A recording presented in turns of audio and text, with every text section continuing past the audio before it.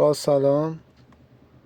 توضیحات مختصر و مفیدی در رابطه با کار کردن با مانیتور اسکانیا. از روی این دکمه هایی که موجود، اول باید این سویچ باز باشه. سویچ از روی دکمه ها کنترل فرمون میتونیم به منو مانیتور دسترسی پیدا کنیم. اگر که ما فرمون رو بدیم بالا، اینجا میبینیم که اولین گزینه‌ای که نوشته توتال نوشته. بذاریم بیارم جلوتر تا راحت‌تر دیده بشه. خب نوشته توتال 16663 کیلومتر.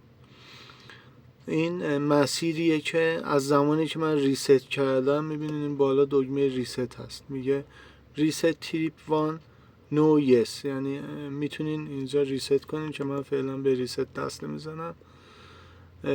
از زمانی که ریست کردم تا الان 16663 کیلومتر راه رفته این ماشین، پیمایش داشته. بعد اوریج گزینه دوم 70 کیلومتر، یعنی میانگین سرعت 70 کیلومتر بوده طی می‌کردیم.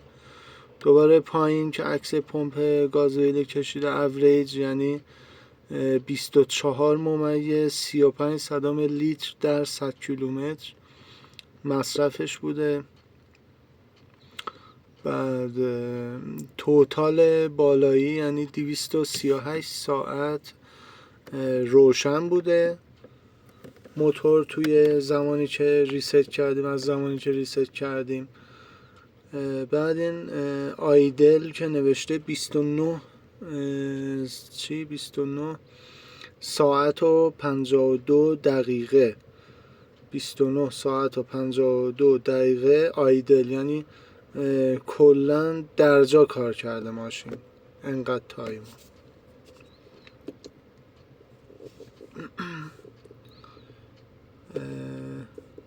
اینا مهم بود. دوباره منو سمت چپ که عکس خود اسکانیا رو کشیده، وزن وارد شده به محور آخر می نویسه 9 تن و 800 کیلوگرم وزن وارده بر محور. بعد دست راست اگر که بدیم، تانک 1 و تانک 2 و تانک پارک، ترمز پارک الان حدود تقریبا 89 PSI پره. زمانی که استارت میزنیم میره بالاتر. بعد اینجا مشخصات مصرف سوخت لحظه‌ای رو می نویسه، یعنی زمانی که ماشین رو روشن میکنیم می نویسه که الان تو این وضعیت فعلی این ماشین چند لیتر در ساعت، ببینید نوشته لیتر به H L/H لیتر در ساعت مصرف میکنه. این هم که توربو شارژینگ پروسسور، یعنی فشار وارد شده به سوپر یا همون توربو شارژ رو نشون میده که به صورت خطی پر میشه. بعد این هم باتری ولتاژ، الان ولتاژ رو نشون میده که 25.2 ولت هستش. این هم که انجین اویل پروسسور، همون فشار روغن هستش، نشون میده چون موتور خاموشه روی 0 PSI هستش. بعد این قسمت ستینگ استارتاپ چک، ایرادهایی رو که داشته باشه اینجا نشون میده. مثلا البته ببخشید تو وارنینگ بود منظور. استارتاپ چک این مصرف لنت ترمزا رو نشون میده.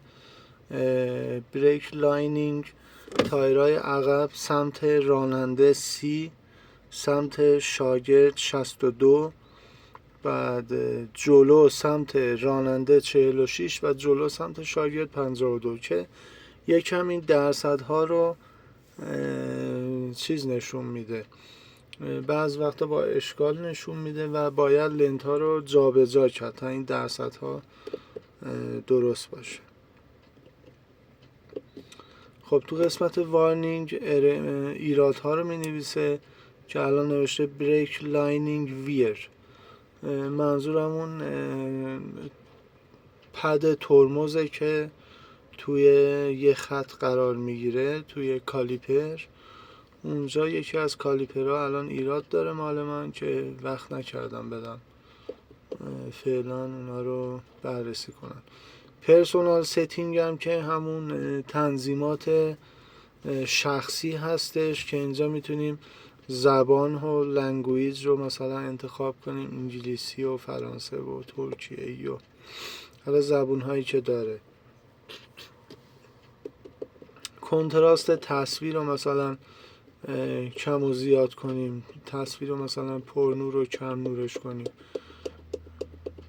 اینطوری فرمون رو مثلا کنترل فرمون رو پایین و بالا میکنیم و بعد تصویر چیز میشه، کم نور یا پرنور میشه. تنظیمات ساعت هستش، بعد یه سری آیتم هایی رو که توضیح نمیدن اونجا داره، اونا تخصصیه و به کار ما نمیاد.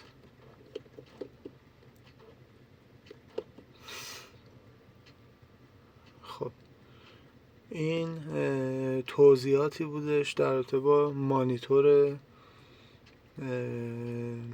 پشت آمپرای اسکانیا. خب این هم که دور موتور هست، همه باهاش آشنا هستیم. و بعد این پایین هم قسمت تمپریتور آبشه. بعد این هم که سرعت سنج هستش یا کیلومتر و این هم میزان سوختمون رو نشون میده که الان در باک چه میزان سوخت موجود هستش. خب با تشکر، انشالله که براتون مفید واقع قرار گرفته.